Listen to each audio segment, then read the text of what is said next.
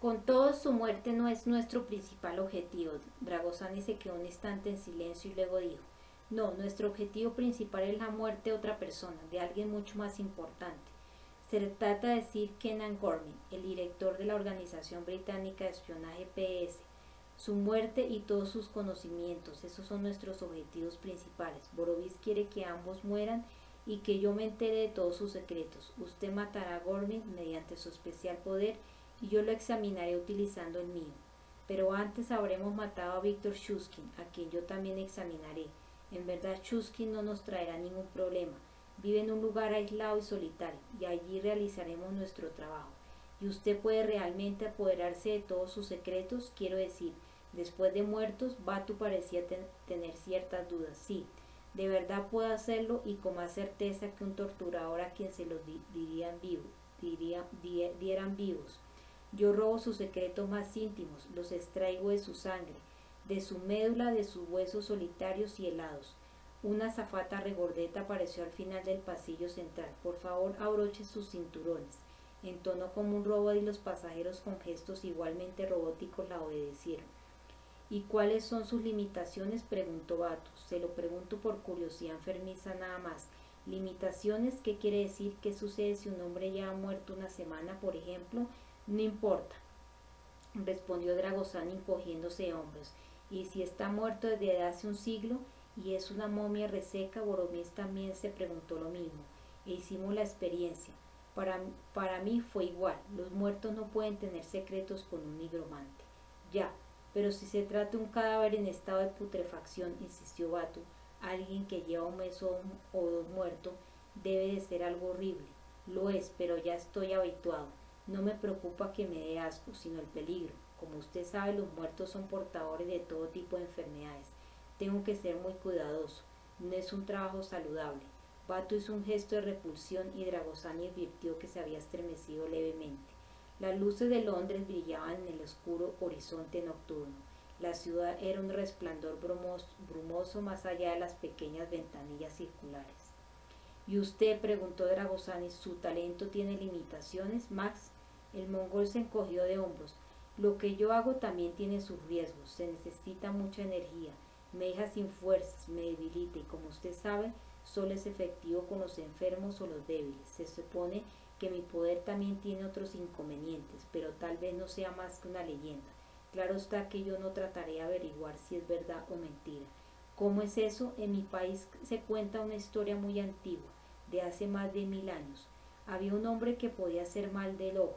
Era un malvado y usaba su don para aterrorizar a todo el país. Iba con sus bandidos a los pueblos, saqueaba y violaba, y luego escapaba sin sufrir daño alguno, pues nadie se atrevía a levantar una mano contra él. Pero en una aldea vivía un anciano que dijo que él sabía cómo enfrentarse a ese hombre. Cuando la banda de ladrones iba acercándose al pueblo, los aldeanos cogieron los cadáveres de sus deudos, los pusieron de pie en las murallas y los armaron con lanzas. Llegaron los bandidos y su jefe vio en la penumbra que la aldea estaba custodiada. Ahogó a los guardianes de las murallas, pero los muertos no pueden volver a morir. El hechizo rebotó y golpeó al que lo había producido. El hombre se encogió hasta cobrar el tamaño de un cochinillo asado. A Dragosani le gustó el cuento y la moraleja, preguntó, ¿no es evidente? Nunca se debe maldecir a los muertos porque no tienen nada que perder. En una discusión al final ellos siempre ganan. Dragosani pensó en Tibor Ferenczi. ¿Y qué sucede con los no muertos?, se preguntó. Ellos también ganan. Si es así, ya es hora de que alguien cambie las reglas del juego. Los esperaba un hombre en la embajada, que los hizo pasar a la aduana, y el equipaje de los viajeros fue llevado como arte de magia a un Mercedes negro con matrícula diplomática. Además del acompañante de mirada glacial, había también un chofer silencioso y vestido de uniforme. Camino a la embajada, el hombre que los había ido a buscar iba en el asiento delantero, junto al conductor, con el brazo sobre el asiento de este y medio vuelto hacia la parte de atrás, para hablar con los recién llegados. Intentaba parecer amable e interesado, pero no engañó a Dragosani ni por un segundo. Es su primer viaje a Londres, camaradas, les parecerá una ciudad muy interesante. Ya verán decadente, claro está, y llena de idiotas, pero aún así interesante. Yo no he tenido tiempo de averiguar qué los trae por aquí. Estará mucho tiempo hasta que regresemos, respondió Dragosani. Ah, muy bien, respondió el otro con una sonrisa forzada. Debe disculparme, camarada, pero para algunos de nosotros la curiosidad es un modo de vida. ¿Lo comprende? Sí, lo comprendo. Usted es de la KGB. La expresión de la delgada cara del hombre se congeló. No usamos esa palabra fuera de la embajada. ¿Y qué palabra utilizan? Dijo con ironía más vato. ¿Come mierdas? ¿Cómo? El rostro del acompañante estaba lívido. Los negocios míos y de mi amigo no son de su incumbencia, dijo Dragosani con voz serena. Tenemos autoridad total. Quiero que lo entienda bien. Autoridad absoluta. Cualquier interferencia le reportará grandes problemas. Si necesitamos ayuda, se la pediremos. Entre tanto, queremos que nos dejen en paz. El acompañante respiró hondo. Habitualmente la gente no me habla en ese tono, dijo.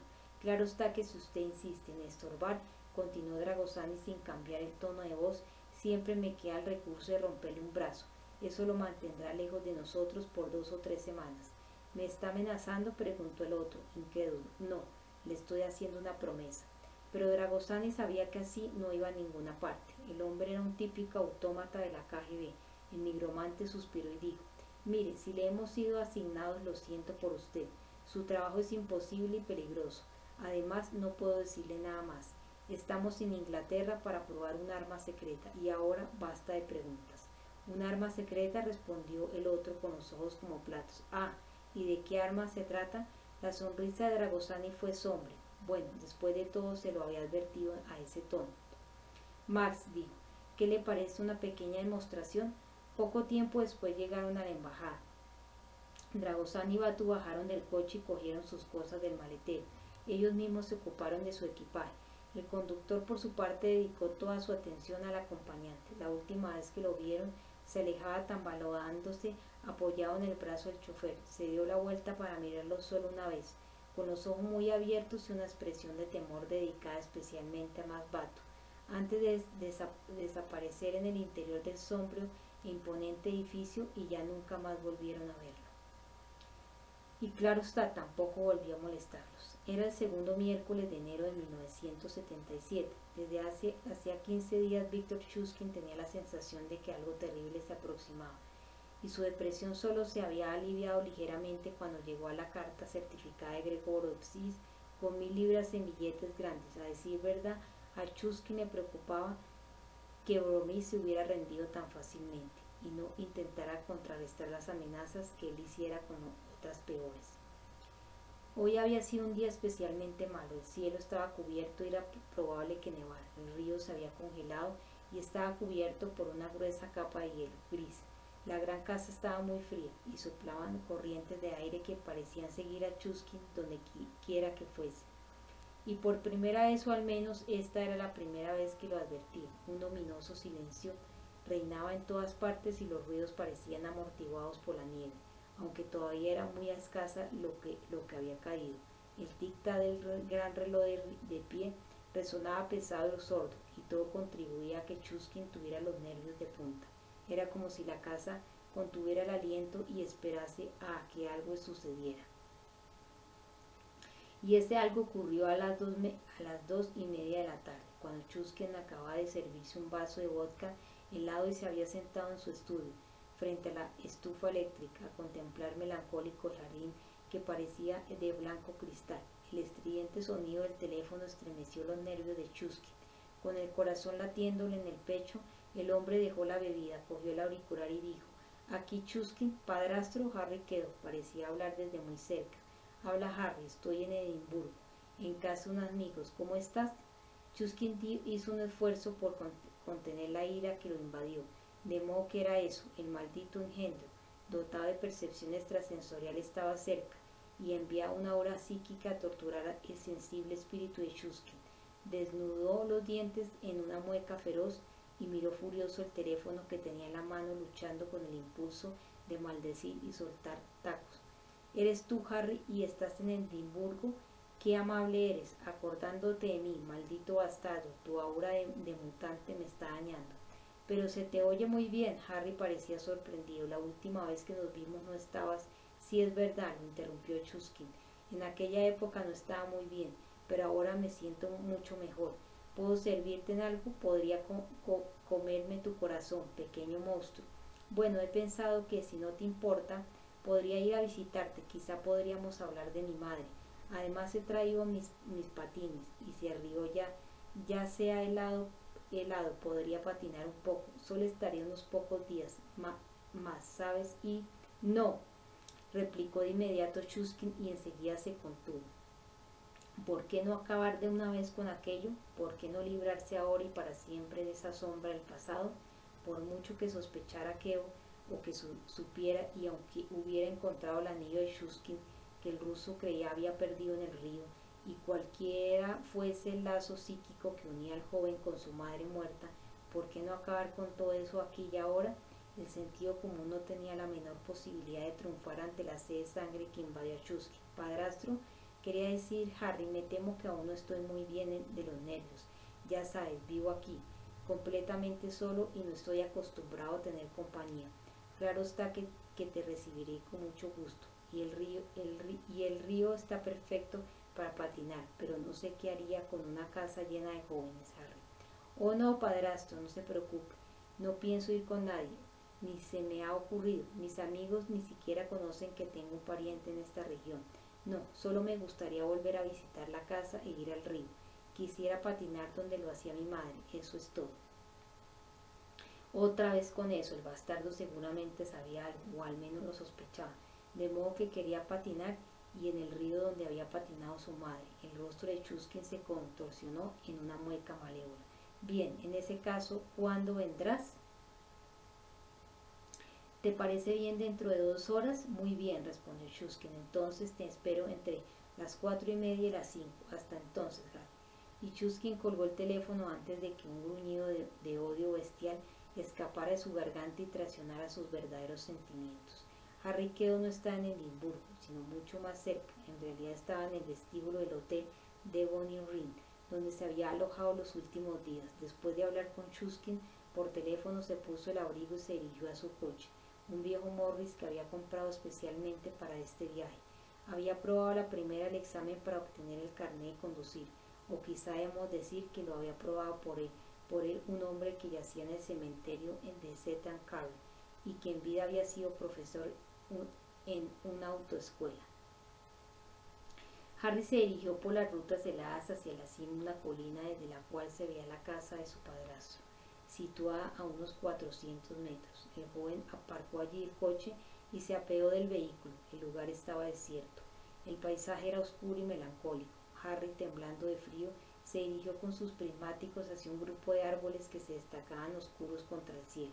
Se ocultó detrás de uno de los troncos, apuntó los anteojos hacia la casa y esperó durante 1 o 2 minutos. Chuskin salió de la casa por las puertas de su estudio que daban al patio. Cruzó luego deprisa el jardín y salió después por una puerta situada en el muro que daba al río. Llevaba en la mano un pico. Harry respiró hondo y luego exhaló el aire lentamente. Chuskin se abrió paso entre la maleza y las zarzas hasta la orilla del río.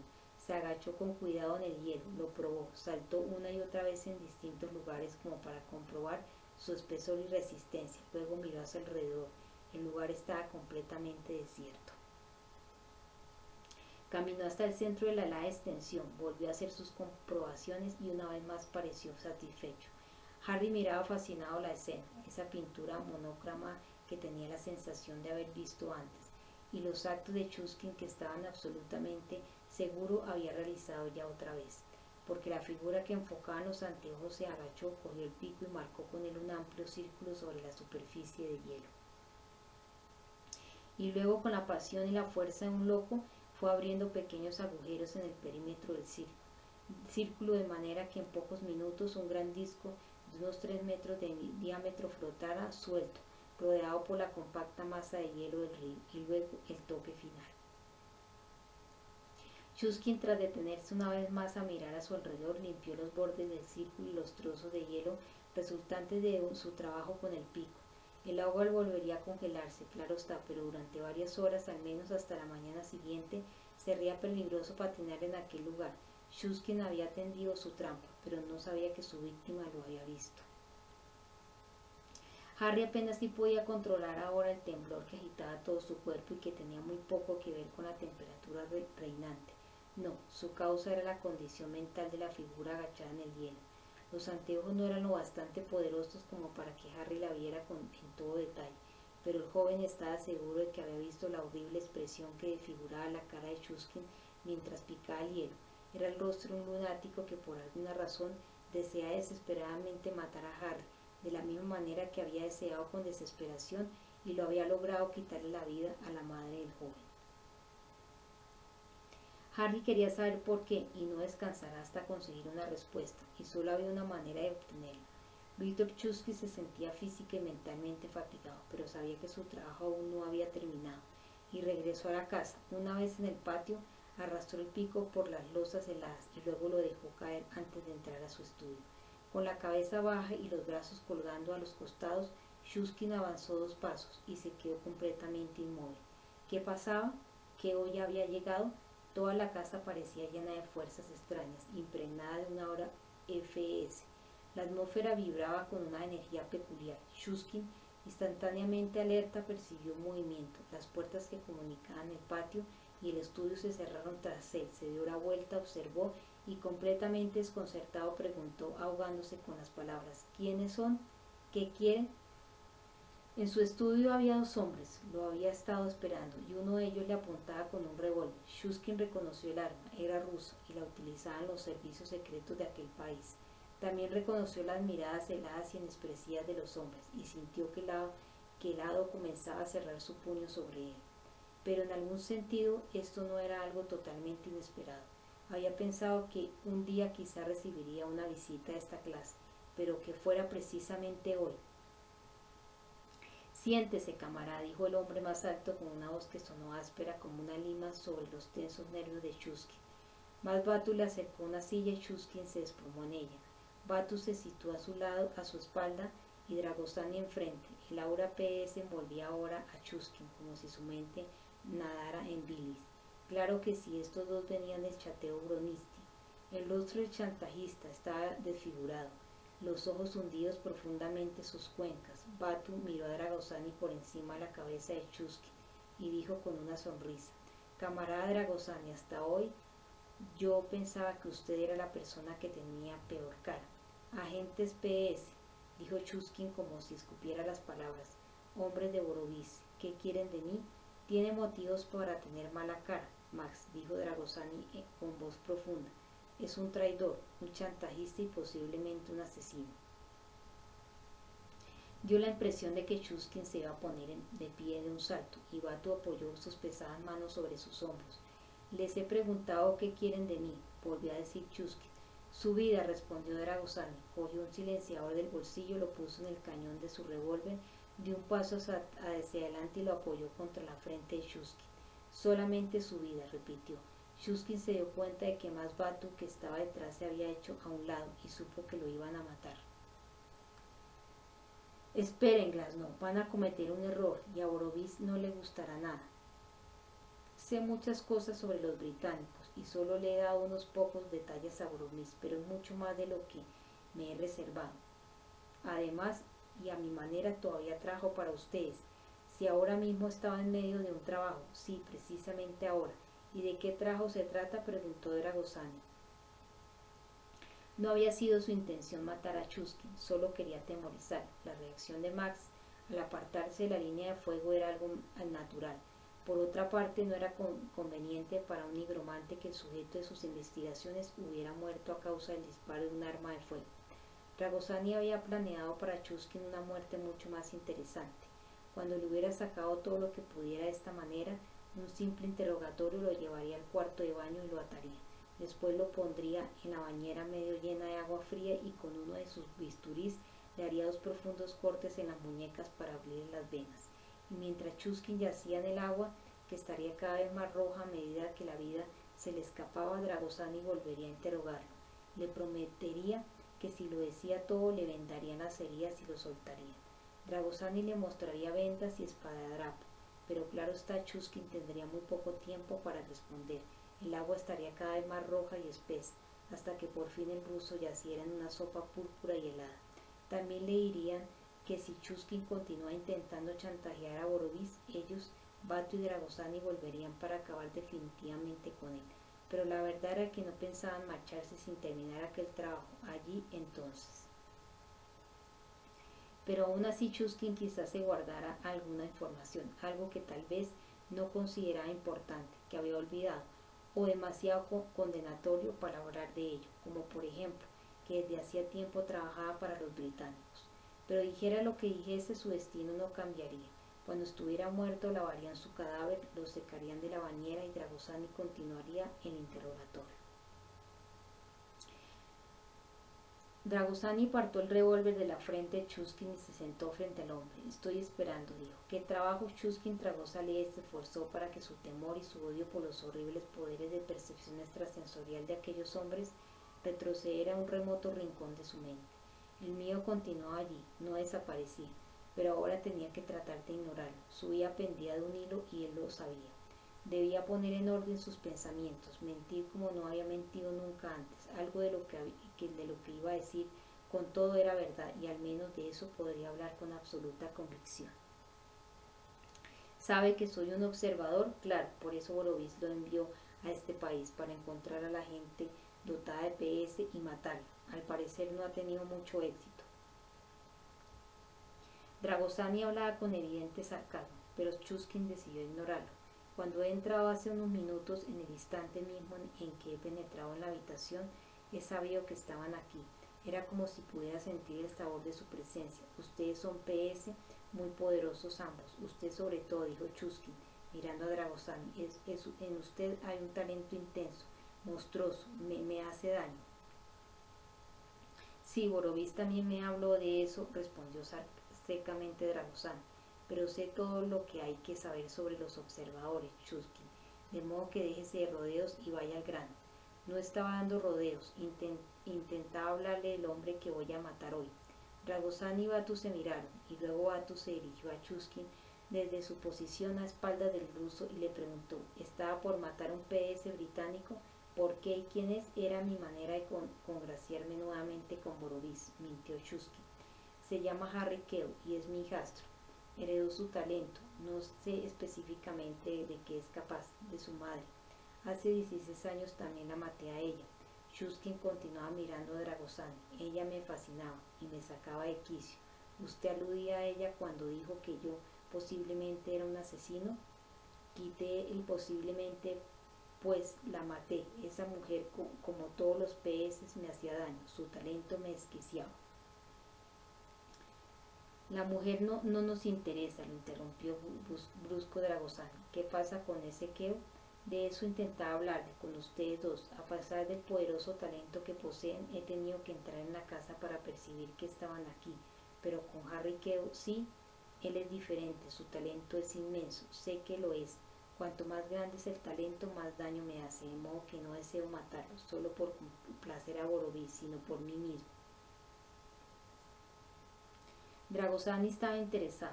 Si Harry Kew era tan poderoso, quería saber más cosas de él. Además, si era miembro de la organización británica, sería como matar dos pájaros de una sola piedra. Pero su creciente interés hizo que olvidara preguntarle a Chuskin lo más importante. ¿Pertenecía Kew a la organización británica? Creo que después de todo podremos complacerlo, dijo por fin Dragosani.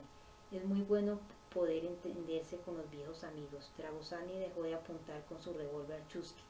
Dígame exactamente cuándo pensaba matar a ese hombre y cómo. Chuskin se lo contó todo. Cuando Chuskin regresó a la casa, Harry volvió al coche y rué hasta el pie de la colina, en dirección a Boring Hill. Aparcó fuera de la carretera y luego siguió a pie, a través de un prado, hasta el río. La zona no les resultaba familiar y todo le pareció más desconocido. Cuando comenzaron a caer los primeros copos de nieve, el paisaje adquirió el velado aspecto de una pintura impresionista. Harry emprendió el camino río arriba. El lugar del descanso de su madre estaba allí, aunque no podía señalar el lugar con precisión. Esa era una de las razones por las que había regresado, para averiguar exactamente dónde estaba ella, y poder así encontrarla siempre en cualquier circunstancia. Caminando sobre las aguas heladas, su mente se puso en contacto con la de su madre. «Mamá, ¿me oyes?» «¿Eres tú, Harry?», le respondió ella enseguida. «¿Qué cerca estás?»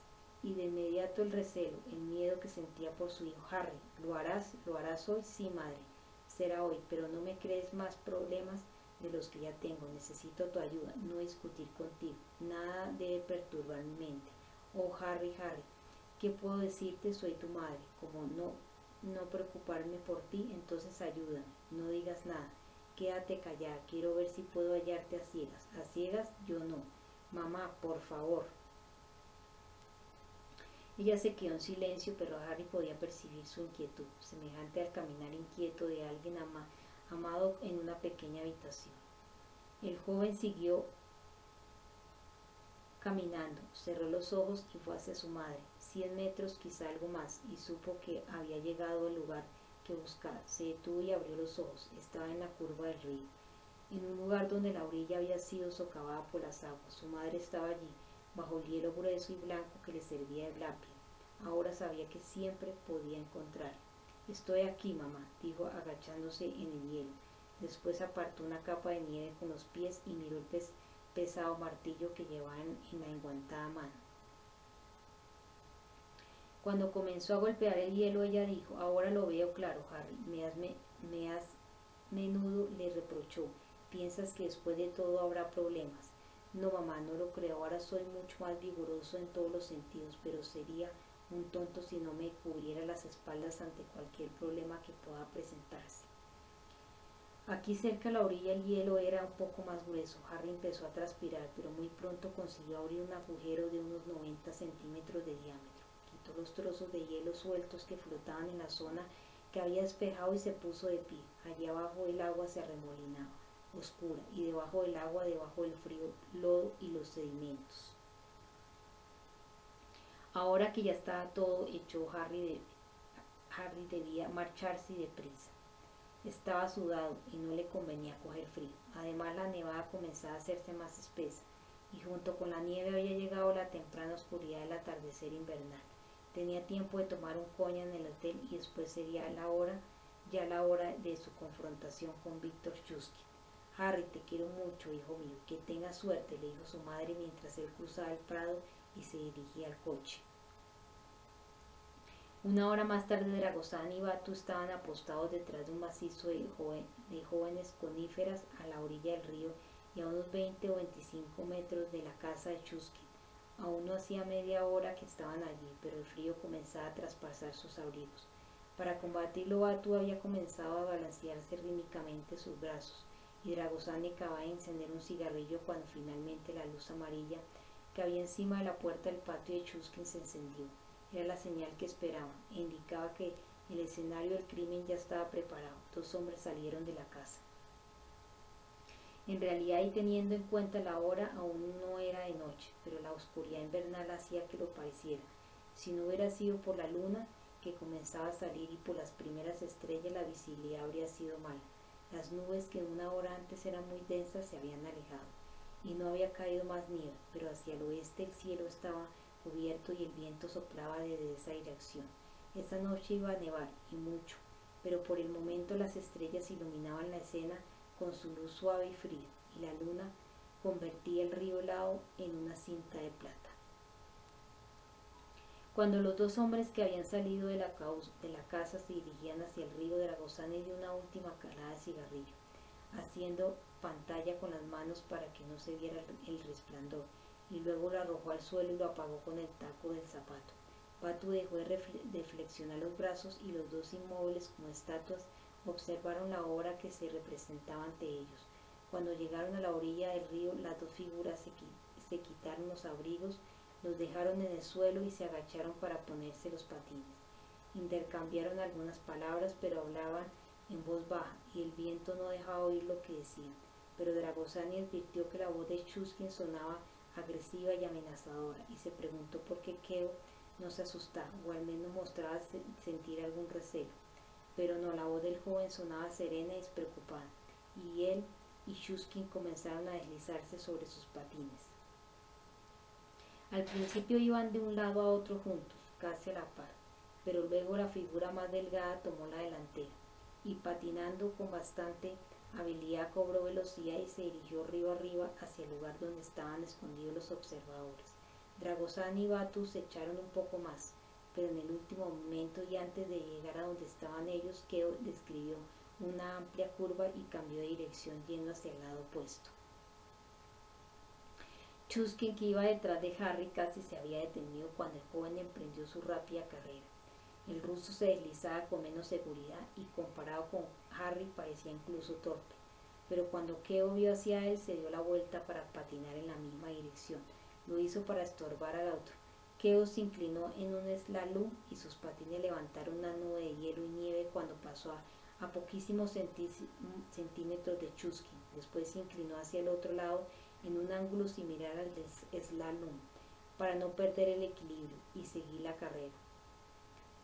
Sus patines arañaron el hielo a menos de 30 centímetros del círculo que Chuskin había huecado horas antes y que el frágil hielo recién formado y simulado.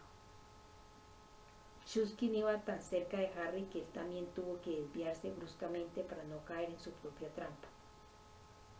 «Ten cuidado, padrastro», le gritó Harry por encima del hombro, «casi choco contigo». Dragosán y Batu lo oyeron y Batu dijo: «El jovencito tiene suerte, por el momento». Dragosani por su parte no estaba tan seguro de que la suerte tuviera algo que ver con el desarrollo de los acontecimientos. Chuskin no sabía cuál era el talento específico de Keo, quizás era un telépata y tenía el poder de leer los pensamientos de su padrastro. «Me parece que las cosas se le ponen difíciles a nuestro chantajista», observó Dragosani. Chuskin se había detenido y observaba a Keo, que continuaba patinando. Los hombros del ruso y su pecho se alzaban y caían de manera espasmódica, y su cuerpo se estremecía como si sufriera un dolor intenso o una gran perturbación emocional. «Por aquí, Harry, por aquí. Creo que eres demasiado bueno para mí y no puedo seguirte». Keo dio la vuelta y comenzó a descubrir círculos alrededor de Chuskin, y con cada vuelta sus patines estaban más cerca de la catástrofe. Chuskin extendió los brazos y Harry lo cogió en las manos y lo hizo girar sobre sí mismo. «Y ahora el Cop de Grace», le dijo muy bajo más Batu de Dragosini. De repente Chuskin dejó de dar vueltas y pareció que tropezaba y caía contra Keo. Este torció el cuerpo para evitarlo. Aún tenía las manos entrelazadas. Uno de los patines de Keo se hundió en una capa de nieve en polvo y se deslizó en la ranura del disco mortal cavada por Chuskin. El joven se paró bruscamente y solo las manos de Chuskin, que lo cogían por las muñecas, impidieron que cayera sobre el frágil disco de hielo. Chuskin soltó entonces una carcajada enloquecida y soltó a Keo dándole un empujón hacia la muerte. Pero Keo se aferró a las mangas de la chaqueta de Chuskin y lo arrastró consigo. Chuskin perdió el equilibrio y cayó hacia adelante. Keo se dobló hacia un costado y lo arrojó sobre su cadera. Pero cuando soltó a Chuskin, el ruso se agarró a él. Con un grito de furia, Chuskin cayó dentro de su propio círculo y arrastró a Keo. Los dos hombres cayeron juntos en un nudo y enseguida el hielo comenzó a resquebrajarse bajo sus cuerpos. El borde del círculo se acabó de quebrar con una serie de ruidos como disparos y saltaron chorros negros de agua cuando el mismo disco se rompió en dos mitades. Chuskin lanzó un grito de horror, un aullido extraño y enloquecido, como el de una bestia herida, cuando el semicírculo de hielo que los sostenía se dio la vuelta y los arrojó a las heladas y revueltas aguas. «Deprisa, Max», urgió Dragosani a su compañero. «No podemos dejar que mueran los dos», y salió de su escondite tras las coníferas mientras Batu lo seguía. «¿Ya quién prefiere salvar?», preguntó Batu cuando saltaron sobre la helada superficie del río. «A Keo», respondió Dragosani sin dudar ni un segundo. «Si es posible, seguro que sabe más sobre la organización británica que Chuskin, y tiene un talento especial, aunque no sepamos todavía cuál es». Mientras hablaba, Dragosani se le ocurrió una idea fantástica, algo que nunca se le había pasado por la cabeza hasta este momento. Si había sido capaz de aprender nigromancia de la criatura no muerta y apoderarse así de los secretos de los muertos, ¿no podría también apoderarse de sus talentos? En el chateo Borminis todos los agentes eran compañeros que trabajaban del mismo lado y con un objetivo común, pero en Inglaterra los PS eran enemigos. ¿Por qué no robar el todavía desconocido talento de Keo y utilizarlo para sus propios fines? Cuando Batu y Dragosani se acercaron al agujero en el río, oyeron gemidos y gritos sofocados, pero cuando con cautela se aproximaron al borde mismo, solo se oyó el borboteo del agua que corría por debajo del hielo. Durante un instante una mano chorreante intentó aferrarse al borde del hielo, pero antes de que pudiera cogerla el agua ya la había tragado. Por aquí, gritó Dragosani, siga la corriente del río. ¿Cree que tenemos alguna posibilidad de salvarlo? Preguntó Batu, que evidentemente no pensaba que fuera posible. Quizá, respondió Dragosani. Y bajo la luna silenciosa los dos hombres corrieron sobre el hielo tan aprisa como pudieron. Debajo del hielo y arrastrado por la corriente, Harry Queo consiguió quitarse la chaqueta. Llevaba bajo la camisa un traje de gomas isotérmico, pero aún así el frío era terrible. Seguro que acabaría con Chusky, que no tenía protección alguna. Harry comenzó a nadar, mantenía la cabeza de costado con la cara contra el hielo y encontró algunos lugares donde había pequeñas bolsas de aire. Harry nadó hacia su madre, siguiendo la corriente de angustiados pensamientos de ella, tal como lo había hecho 2 horas antes con los ojos cerrados, con una diferencia: entonces no le había faltado el aire ni había tenido tanto frío. El pánico hizo presa en él durante un instante, pero lo alejó de su mente. Su madre estaba cerca y allí iba. Comenzó a nadar con renovado vigor y algo le cogió los pies, se agarró a sus piernas. Chuskin, el río lo arrastraban en tandem y la ley de gravedad los mantenía pegados el uno al otro. Harry nadó aún con mayor desesperación, con los brazos, con una sola pierna, nadó como nunca lo había hecho antes, los pulmones a punto de estallar, el corazón como una gran campana que repicaba en su pecho, y Chuskin aferrado a su cuerpo, sus manos como las pinzas de un gran cangrejo que quisiera hacerlo pedazos.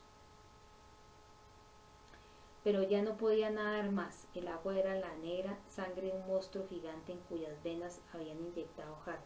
Chuskin era un anticuerpo empeñado en destruirlo. Mamá, mamá, ayúdame, gritó mentalmente Harry mientras intentaba respirar, pero solo conseguía aspirar agua helada que le llenó la boca y la nariz. Harry, respondió ella de inmediato, muy cerca, y su voz sonó frenética en la mente del joven. Harry, estás aquí. Harry dio de patadas, golpeó furioso con sus pies a Chuskin y se lanzó hacia arriba. Su cabeza y su espalda chocaron con la cubierta de hielo que gracias a Dios se rompió en pequeños trozos y le permitió salir a respirar. Y de repente el agua se aquietó y los pies de Harry tocaron el fondo lodoso del río, que allí tenía 1,5 metros de profundidad. Harry supo entonces que lo había conseguido. Hizo acopio de sus últimas fuerzas, se cogió de las raíces que sobresalían del terraplén y comenzó a trepar la empinada ribera. A su lado el agua se remolinó y borboteó como agitada por una perturbación interior. Harry se volvió y una expresión de terror apareció en su rostro cuando la enloquecida cara de Chuskin salió a la superficie. Tosiendo y escupiendo agua, el demente lo vio y aullando de furia le echó las manos al cuello, unas manos que parecían garfios de acero. Harry le pegó un rodillazo en la ingle, se quebraron algunos huesos, pero Chuskin no lo soltó y babeante siguió arrastrándolo inexorablemente hacia abajo. Durante un instante Harry pensó que quería morderlo, destrozarlo como si fuera un perro rabioso. El joven luchó con Chuskin, le golpeó una y otra vez la cara con los puños, pero todo era inútil. El demente iba a ganar. Harry ya no podía resistir más.